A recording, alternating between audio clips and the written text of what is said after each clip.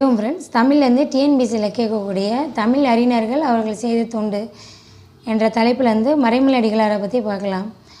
அவர் காலம் 1876 முதல் 1950 வரை. இயற்பெயர் வேதாச்சலம். பெற்றோர் சொக்கநாதர், சின்னம்மையார். சொக்கநாதர் என்பவர் நாகையில் அறுவை மருத்துவராக இருந்துள்ளார். புனைப்பெயர் முருகவேல். சென்னை கிறிஸ்துவ கல்லூரியில் இவர் தமிழ் பேராசிரியர். தனித்தமிழ் இயக்கத்தை தொடங்கியவர். தனித்தமிழ் நடையின் தந்தை என்று அழைக்கப்படுகிறார். 1905 சைவ சித்தாந்த சமாஜம் என்ற அமைப்பை தோற்றுவித்தார்.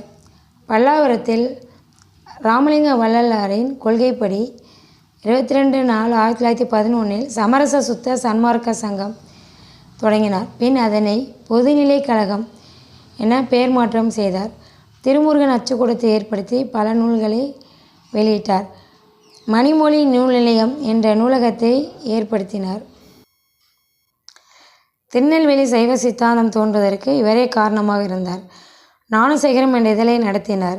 டிஸ்ட்ரிக்ட் மைனர், த ஓரியண்டல் விஸ்டம் ஆகிய ஆங்கில இதழ்களையும் நடத்தினார். 1867 நல்லசாமி பிள்ளை என்பவரால் தொடங்கப்பட்ட சித்தாந்த தீபிகை என்கிற தமிழ் மற்றும் ஆங்கில மொழிகளுக்கான 2 இதழ்களிலும் ஆசிரியராக பணியாற்றினார். இவர் பல்லாவர முனிவர் என்று குறிப்பிடப்பட்டார்.